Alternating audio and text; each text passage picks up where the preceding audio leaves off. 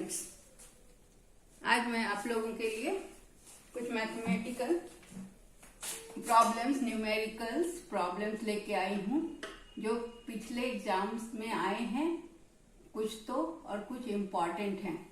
ये economics GRF के लिए, इकोनॉमिक्स स्टैटिस्टिक्स के लिए, ठीक है।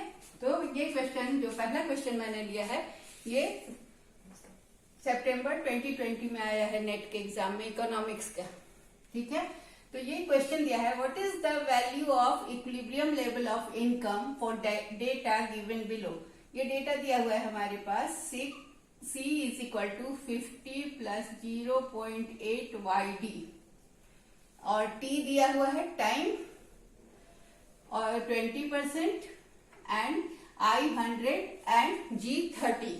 So we have to calculate. Okay, तो हमें कैलकुलेट करना है इनकम। तो इनकम का फॉर्मूला क्या होता है हमारे पास? इनकम को हम Y से डिनोट करते हैं।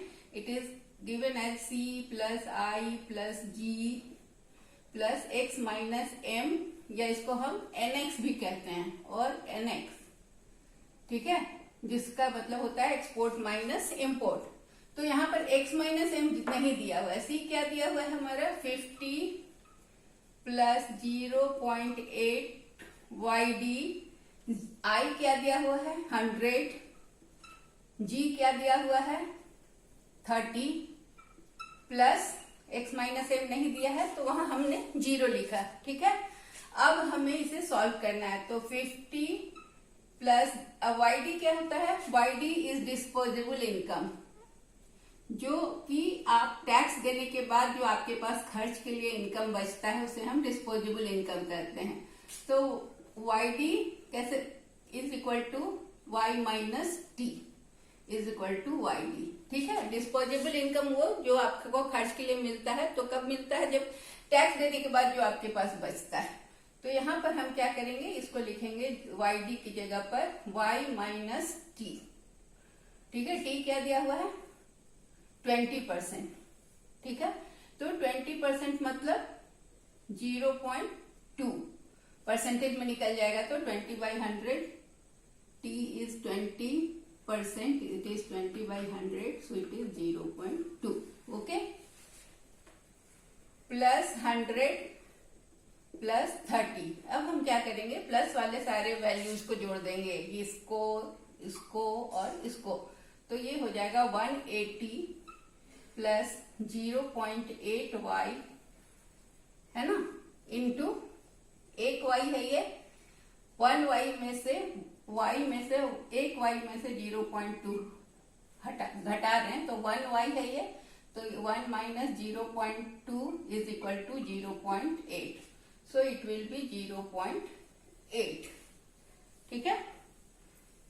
तो ये हो गया 180 प्लस, इसको अगर हम मल्टीप्लाई करें तो क्या होगा?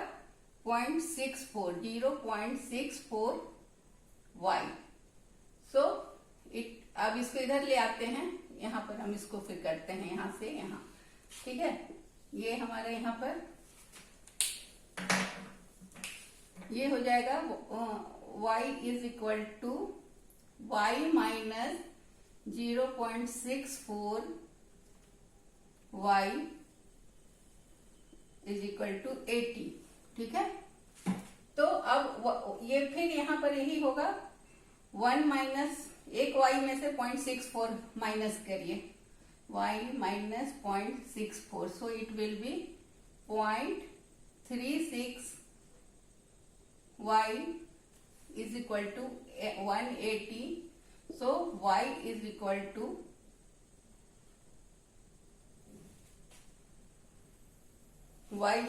it will be 180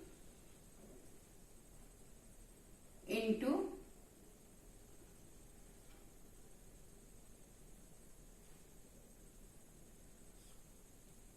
100/36, so it will be 500. If you solve, then it will be 1800. So 36 so it will be 500. So our answer will be 500. Right? Now next question. नीचे के क्वेश्चन के लिए मैं फिर ऊपर साफ करके बताऊंगी. तो ये क्लियर हो गया सबका. y d को हमने केवल यहाँ पर कैलकुलेट किया y माइनस टी करके, और जो भी वैल्यू आया एक y में से 0.2 को घटाया तो 0.8 आया, फिर यहाँ पर एक y में से 0.64 y को हटाया तो ये 0.36 y आया, इसलिए y का वैल्यू आ गया. इसको हम 0.36 को ऐसे भी लिख सकते हैं पॉइंट हटाने के लिए. तो इस तरह से ये होके हमारा आंसर आ गया 500. सो हमारा क्या है, equilibrium level of income is 500. Next question. If the probability of solving statistical problem by Ram is 1/4 and by Mohan is 3/4. Okay, Ram is 1/4 and by Mohan is 1/3. When a problem is given to them, अब उनको problem दिया गया तो find the probability of problem being solved. तो ये हमें ज्ञात करना है कि probability इसका ज्ञात करना है कि ये प्रॉब्लम सॉल्व हो जाएगा. ठीक है, तो सबसे पहले हम ये देखते हैं कि प्रोबेबिलिटी, अगर प्रोबेबिलिटी ऑफ सॉल्विंग, प्रोबेबिलिटी पहले हम नहीं सॉल्व करने का दिखाते हैं, ऑफ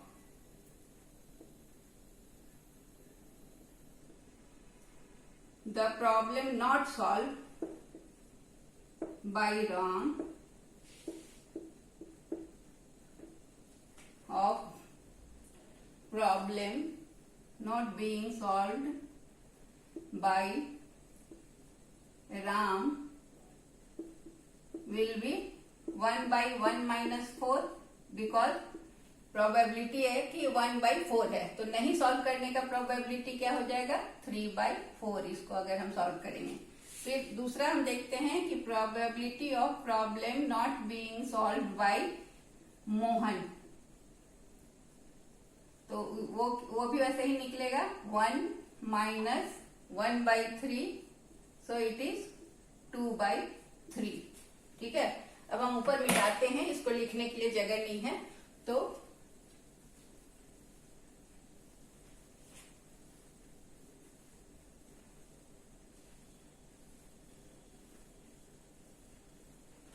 पहला क्या निकला कि नहीं सॉल्व करने का 3/4 है राम का, नॉट बीइंग सॉल्व का प्रोबेबिलिटी है, probability of not being solved by Ram is 3/4, isn't it? Or not being solved by Mohan, पहले हम देख रहे हैं कि नहीं सॉल्व हो रहा है, is 2/3. ठीक है, अब क्या है कि अब हमें प्रोबेबिलिटी निकालना है, probability of not some not solved by both,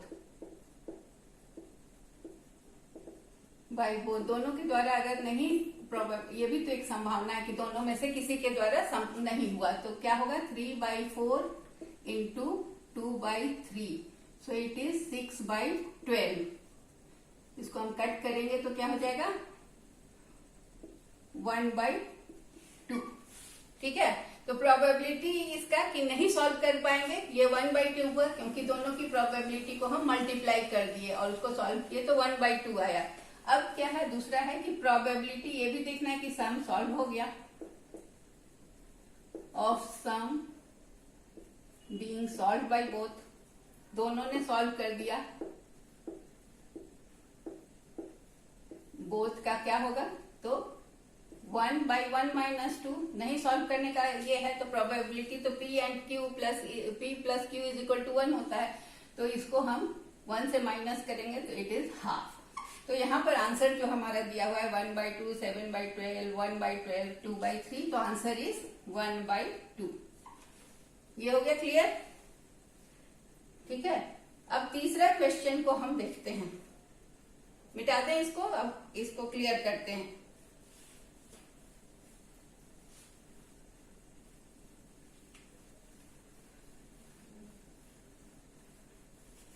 तीसरा सम को यहाँ पे बनाते हैं, अभी थोड़ी देर के लिए इसको रहने देते हैं। तीसरा सम है कि दो रेगुलेशन इक्वेशन दिया हुआ है।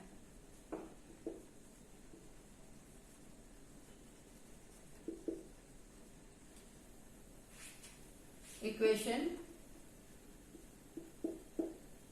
दिया हुआ है, पहला है y on x is equal to 4 plus 0.4x और दूसरा है is equal to x on y या -2 प्लस 0.9y।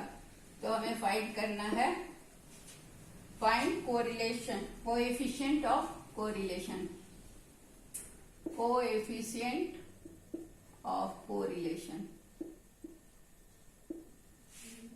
ठीक है, तो हम इसका सिंपल फॉर्मूला है correlation of coefficient of correlation find करने का। ये r is equal to root under b x y into b y x, ये y on x and x on y दोनों का जो कोएफिशिएंट है उसको हम लेंगे, तो यहाँ होगा 0.4 into 0.9, so it will be 0.36। अगर रूट हटा दें तो आंसर होगा 0.6। सो कोरिलेशन ऑफ कोएफिशिएंट क्या हुआ, 0.6। ये बहुत सिंपल है लेकिन हर एग्जाम में आता है, इसलिए इसको ध्यान से देखेंगे। अब अगला क्वेश्चन हम देखते हैं इस साइड। What is the probability of throwing a total of 9 from single throw of 2 dice. 2 dice के सिंगल थ्रो से 9 का टोटल आने का कितना चांस है, हमें ये फाइंड करना है। तो ये हम इसको पहले लिखें कि प्रोबेबिलिटी ऑफ थ्रोइंग कितना, पहले निकालें कि कितना चांस आता है probability of throwing total of 9 by 2 dice. 2 पासा को फेंकने से 9 का टोटल आने का क्या क्या चांस है, कितना संभावना है। पहला है कि एक में 6 आए, दूसरा 3, फिर दूसरा है 3 आए एक में, दूसरे में 6, तीसरा है कि एक में 5 आए, दूसरे में 4, और चौथा है एक में 4 आए और अगले में 5। तो ये टोटल हमारे पास कितनी संभावनाएं हैं, 4 प्रोबेबिलिटीज। ठीक है, और टोटल केस कितना आएगा, एक डाइस में दोनों डाइस का थ्रो करने का टोटल चांस कितना होगा, टोटल नंबर ऑफ थ्रोज में कितने आएंगे, 6 इंटू 6। हर डाइस में 6 साइड्स होते हैं, तो टोटल आएगा 36। तो ये क्या है क्वेश्चन की probability of throwing total of 2, तो ये होगा कि टोटल नंबर ऑफ केसेस, ये प्रोबेबिलिटी क्या है, what is the probability of throwing a total of 9 with 2 dice is number of favorable cases, 9 का number of favorable cases divided by total number of cases, total number of throws. So it is 4 by 36 or 1 by 9. So answer is 1 by 9. ठीक है, तो 1 by 9 हमारा यहाँ पे है, ये answer होगा। ठीक है, अब ये सम को हम इधर लगाते हैं, इधर बनाते हैं क्योंकि यहाँ पे जगह नहीं है। Question number 4,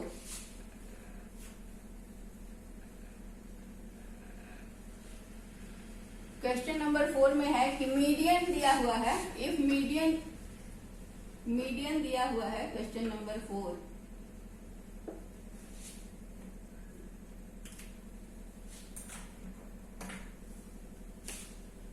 median is given as 40 and mean is 46.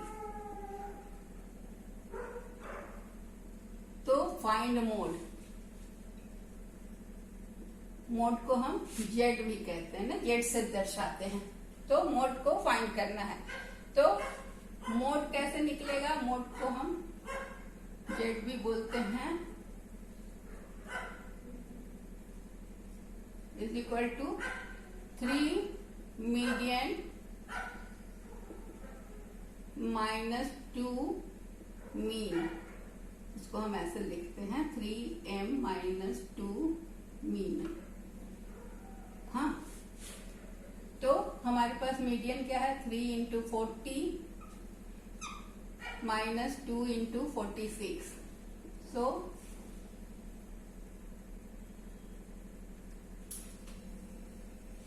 Sorry, ये 36 होगा।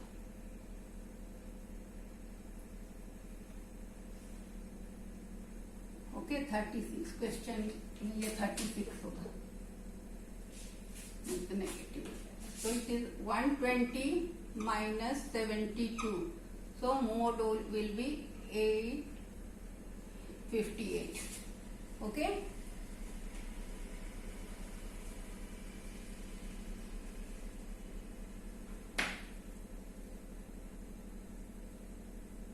Next question.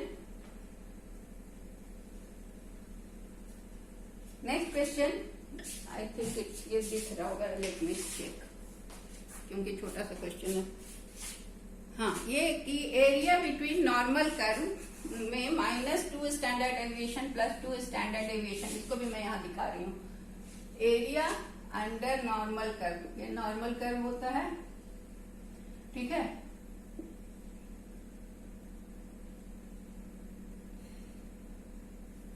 इसमें बोल रहा है यहाँ पर मीन होता है, ठीक है। यहाँ से 1 स्टैंडर्ड डेविएशन, ये 2, ये 3, इधर भी 1, 2 एंड ये 3। ये मीन हो गया। यहाँ पर -1 स्टैंडर्ड डेविएशन, ये होगा -1 +1, ये +2 standard deviation, +3 standard deviation, plus -2 standard deviation and -3 standard deviation. तो एरिया पूछ रहा है, ये यहां से लेके यहां तक का एरिया कितना होगा, ये पूरा एरिया कितना होगा। तो ये एरिया होता है 95%। ये पूरा एरिया जब हम लेते हैं 3 तक तो ये 99% होता है। यहां से यहां का एरिया 68, मोटा मोटी तौर पे पॉइंट छोड़ देने से, और यहां से यहां तक का एरिया होता है 95%। और यह 3 स्टैंडर्ड डेविएशन को जब हम लेके चलते हैं तो ये एरिया होता है पूरा यहां से यहां तक 99%, ठीक है। तो हमारा आंसर होगा 95%, 0.95 अगर परसेंटेज कर देंगे तो 95%, ठीक है। अब एक क्वेश्चन जो 2020 में आया था नेट के एग्जाम में, गेम थ्योरी से क्वेश्चन, ठीक है। इसको हम मिटाते हैं तब गेम थ्योरी का मैट्रिक्स लिखते हैं, जब तक आप थोड़ा इसको देख लें।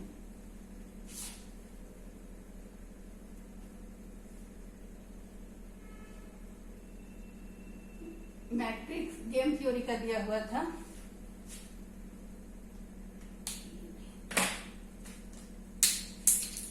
इस तरह से प्लेयर बी ऊपर और प्लेयर ए नीचे, और इसका B1, B2, B3 3 स्ट्रैटेजी। यहाँ पर इसका A1, A2, A3, ओके। तो हमें फाइंड करना था कि कहां पर ये दोनों,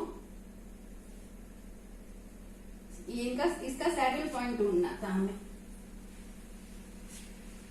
तो 2, 4, 2, 1, -5, -4, 2, 6, -2, ठीक है। अब इसको यहाँ पे साफ करें। तो अब हमें यहाँ पर ढूंढना है सैडल पॉइंट।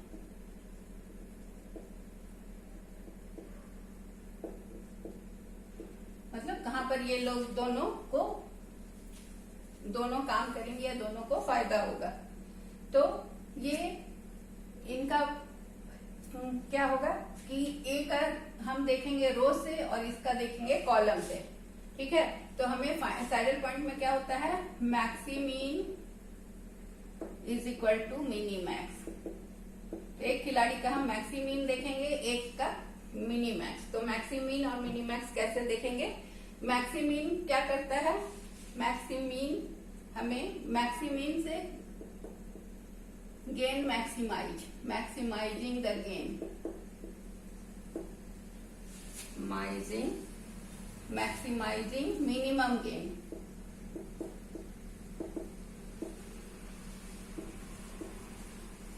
और मिनी मैक्स का होता है मिनिमाइजिंग द मैक्सिमम लॉस।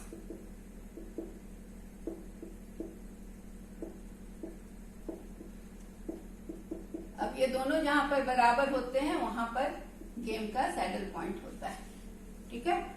तो अब हमें क्या देखना है कि इसमें हमें देखना है कि रो का मिनिमम, ठीक है, रो का मिनिमम।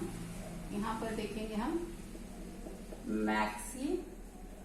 यहां पर हम देखेंगे मैक्सिमीन। तो रो का मिनिमम इसमें 2, इसमें -5 और ये -2, मिनिमम ऑफ रो हो गया।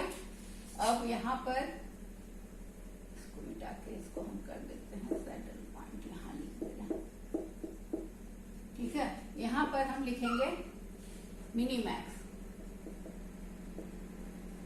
तो यहां हमने रो को देखा और यहां कॉलम को देखेंगे, कॉलम, और कॉलम का मिनिमम लेंगे, ठीक है, मिनी मैक्स। तो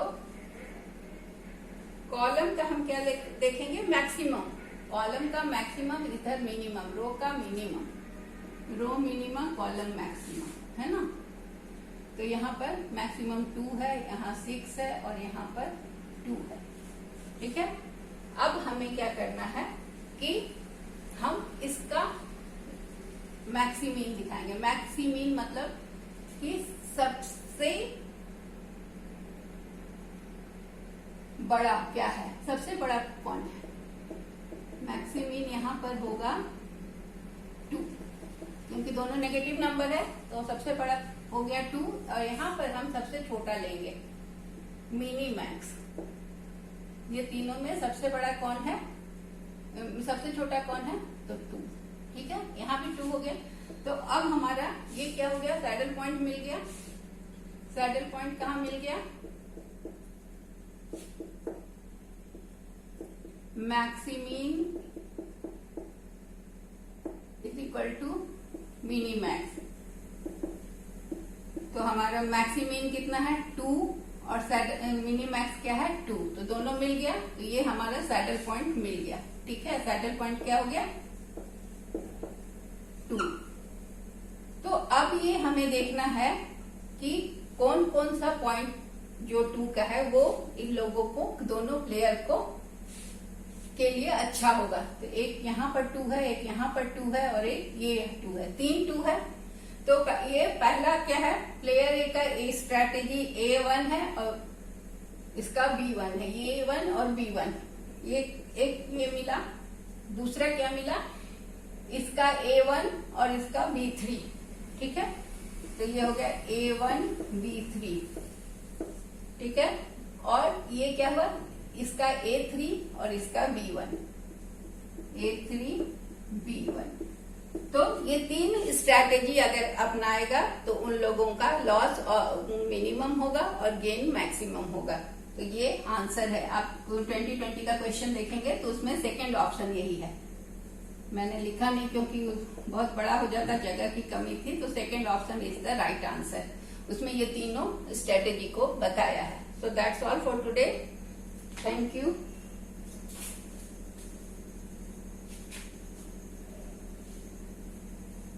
ये सितंबर 2020 का क्वेश्चन, ठीक है। So that's all.